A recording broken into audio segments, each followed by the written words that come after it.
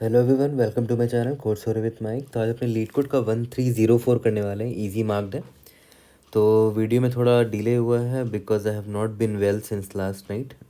काफ़ी फीवर है। I woke up late also, so taking bed rest today. तो motivation आज क्या है? Whatever happens in life, just don't quit. ठीक है, कुछ भी हो जाए, even if it takes time, जितना भी टाइम लगे टाइम दो उसको, प्रिपरेशन को। या तो आपको रिजल्ट अगर नहीं दिख रहा है तो जस्ट वेट फॉर इट, है ना। गुड थिंग्स और usually take time. Okay, find unique integers sum up to zero. Find N unique integer sum up to zero. Given an integer n, return any array containing n unique integers such that they add up to zero, है ना। जैसे मान लेते हैं n is equal to 5 है, तो आपको कोई भी 5 साइज का एरे बताना है उसमें, और उसमें आपको एलिमेंट्स यूनिक ही डालने हैं, है ना। यूनिक एलिमेंट होने चाहिए सच दैट सबका सम ज़ीरो हो जाए। जैसे ये एक वैलिड एरे है क्योंकि इसका सम निकालोगे तो ज़ीरो आएगा, है ना। फिर ये भी एक वैलिड एरे है, ये भी आंसर हो सकता था 5 साइज़ का, ये भी 5 साइज़ का वैलिड एरे है। ओके, तो जैसे यहाँ पे देखो n इज इक्वल टू 3 है, तो यहाँ पर -1 0 1 है। यहाँ पे या फिर मैं इसको ये भी कर सकता था -2 0 2 भी कर सकता था, है ना। ये भी करेक्ट आंसर है क्योंकि इसका सम देखो 0 आ रहा है। ओके, तो देखते हैं हमारा थॉट प्रोसेस क्या होगा। तो इसको तो बनाने के बहुत सारे तरीके हैं, मैं अपना तरीका आपको बताता हूँ। और I would request you all कि आपने जिस जिस तरीके से बनाया कमेंट में ज़रूर शेयर करना, क्योंकि बाकी लोग जो आते हैं, है ना, वो भी हो सकता है उनको कमेंट में अलग अलग अप्रोचेस देख के उनको भी हेल्प हो जाए। ठीक है, तो अगर आप देखो तो सबसे सिंपल और बेसिक अप्रोच आपके मन में क्या आ सकता है कि जब भी कोई एलिमेंट, जैसे मान लेते हैं यहाँ पर ए है, बी है, सी है, डी है, ई है, एफ है, आप चाहते हो कि सबका सम ज़ीरो हो, तो आप हमेशा ये चाहोगे कि अगर यहाँ पर ए है तो ए का एक नेगेटिव पार्ट भी यहाँ होना चाहिए था। मान लेते यहाँ पर -a होता समहाउ, ठीक है, या फिर यहाँ पर -a होता, तो होता क्या, इससे फ़ायदा क्या होता, दोनों का सम ज़ीरो हो जाता। सिमिलरली अगर यहाँ पर b है तो यहाँ पर उसका जस्ट उल्टा -b भी होना चाहिए था ताकि सम ज़ीरो हो जाए। फिर यहाँ पर देखो c है तो यहाँ पर जस्ट उसका उल्टा -c होता, तो देखो सम ज़ीरो हो जाता। तो एक सबसे सिंपल ट्रिक यही है कि जब भी कोई एलिमेंट डालो, जैसे मान लेते हैं मैंने यहाँ पर कोई भी एलिमेंट डाल सकते हो, कोई भी आपके मन में कोई भी एलिमेंट आता है उसको डाल सकते हो। मान लेते हैं मैंने एलिमेंट डाला, मेरा जो है स्टार्टिंग एलिमेंट था, मेरा मन किया कि मैंने ले लिया 1, तो मैंने 1 डाल दिया। इसके जस्ट बाद मैं -1 भी डाल दूंगा, ठीक है। उसके बाद एलिमेंट को मैं प्लस प्लस करूँगा, तो एलिमेंट, क्योंकि देखो 1 को दोबारा यूज़ नहीं कर सकता, तो एलिमेंट प्लस प्लस करूँगा तो 2 आ जाएगा। फिर मेरा मन किया, मैंने यहाँ पर 2 डाल दिया और इसका जस्ट अपोजिट भी डाल दिया -2, है ना। देख रहे हो, जस्ट अब उल्टा उसका नेगेटिव पार्ट भी डालते चले जाएंगे। फिर एलिमेंट को बढ़ाया तो एलिमेंट 3 आ गया मेरा, तो यहाँ पर 3 और उसका जस्ट उल्टा -3 भी डाल दिया। देखो ओवरऑल सम गारंटीड है कि 0 ही आएगा, ठीक है। तो ये सबसे सिंपल अप्रोच है। तो अब देखो, ये तो देखो ये इवन साइज का एरे है।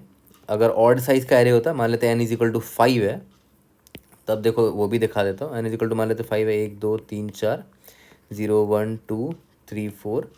तो देखो ध्यान दो, यहाँ पर मैं फिर से वही काम करता, मैं एलिमेंट लेता 1, यहाँ 1 से स्टार्ट करता, उसका -1 डाल दिया, ठीक है। अब एलिमेंट को बढ़ाऊंगा 2, तो 2 डाला, फिर -2 डाल दिया।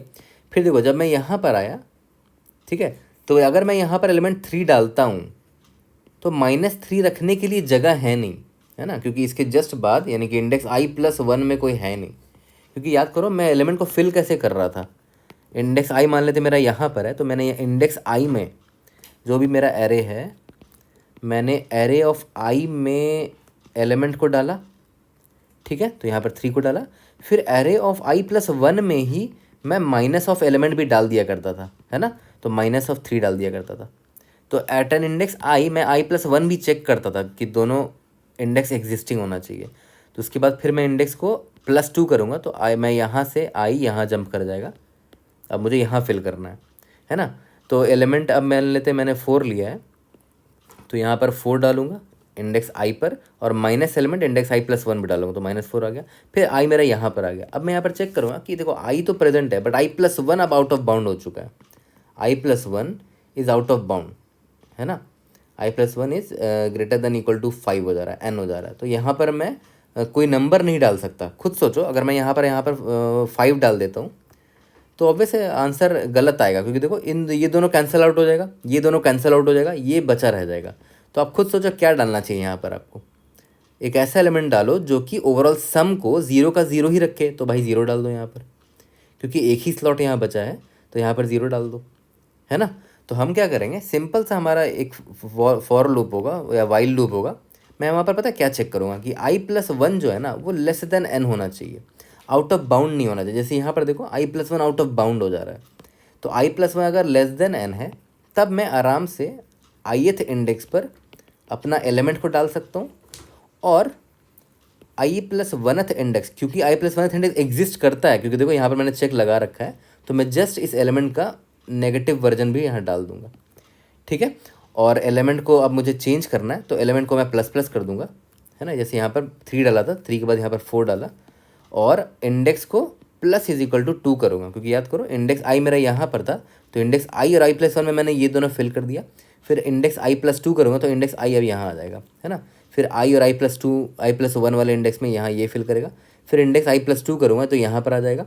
फिर यहाँ पर देखेगा कि i तो एग्जिस्ट करता है but i+1 is not less than n, तो यहाँ पर वाइल लूप मेरा ब्रेक हो जाएगा, और यहाँ पर 0 हम लोग डाल देंगे। बट सिंस मैं इसको इनिशियलाइज ही करूँगा डिफ़ॉल्ट वैल्यू 0 से, तो यहाँ पर 0 ऑलरेडी लिखा होगा, तो हमारा आंसर एनीवेज आ जाएगा। तो हम सिंपली यहाँ क्या करेंगे, रिटर्न एरे कर देंगे। तो काफ़ी सिंपल सा प्रॉब्लम था, है ना, देखा जाए तो। और इसको बनाने के और भी बहुत सारे तरीके हो सकते हैं। एक तरीका ये भी हो सकता है, देखो मान लेते हैं n=5 है, चलो एक और अप्रोच दिखा देता हूँ। इसको ऐसे भी फिल कर सकते थे वैसे आप, 1 2 3 4 है मान लेते हैं। एक पॉइंटर i यहाँ ले लो, एक पॉइंटर j यहाँ ले लो, है ना। एक एलिमेंट ले लो स्टार्टिंग का 1 ले लेते हैं, तो ith इंडेक्स पर 1 डालो, ठीक है, jth इंडेक्स पे -1 डालो, ठीक है। अब एलिमेंट को बढ़ाओ, एलिमेंट 2 कर दिया मैंने अब, और हाँ i को बढ़ाना मत भूलना और j को घटाना मत भूलना, है ना। 2 पॉइंटर यूज़ कर रहा हूँ। अब एलिमेंट डालो यहाँ पर और माइनस एलिमेंट डालो यहाँ पर, ठीक है। अब इसके बाद देखो i को बढ़ाऊंगा तो i यहाँ आ जाएगा और j भी यहाँ आ जाएगा, तो मैं यहाँ पर रुक जाऊँगा। तो मतलब मैं कंडीशन ये लगा रखूँगा कि जैसे ही जब तक i j है तब तक ये मैं काम करता रहूँगा। क्या काम कर रहा था, याद करो, अरे के ith इंडेक्स में एलिमेंट को डाल रहा था, और अरे के jth इंडेक्स में माइनस एलिमेंट को डाल रहा था, ये तो कर रहा था। और उसके बाद i++ करते जा रहे थे और j माइनस करते जा रहे थे।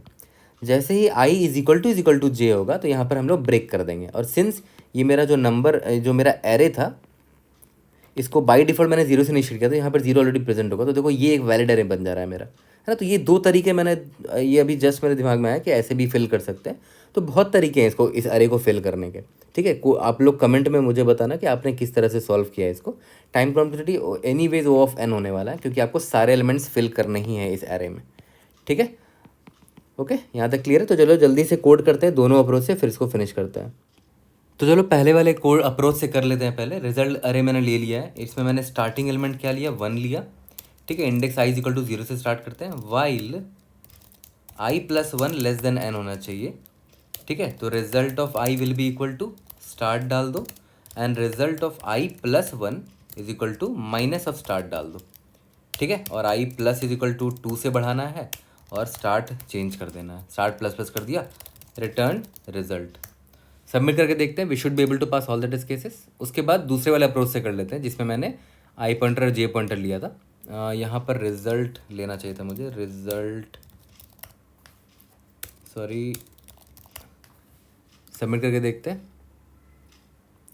Let's see, indeed yes, we have pass all the test cases. अब देख लेते हैं वो वाला अप्रोच जो हमने स्टार्टिंग में नेक्स्ट अप्रोच जो सोचा था, i = 0 इंट j = n-1, ठीक है। वाइल i जब तक लेस देन j है तब तक ये काम होता रहेगा। मतलब रिजल्ट ऑफ i में मैं स्टार्ट डालूंगा और रिजल्ट ऑफ j में मैं माइनस ऑफ स्टार्ट डालूंगा, ठीक है। और स्टार्ट प्लस कर देते हैं, और यहाँ i++ और j माइनस, ठीक है। यहाँ पर int start is equal to 1 कर देते हैं। I think we are good. एक बार रन करके देखते हैं, we should be able to pass all the test cases. यहाँ स्टार्ट का स्पेलिंग गलत हो गया। कोई भी डाउट होता है, raise it in the comment section, I try to help you out. See you in the next video, thank you.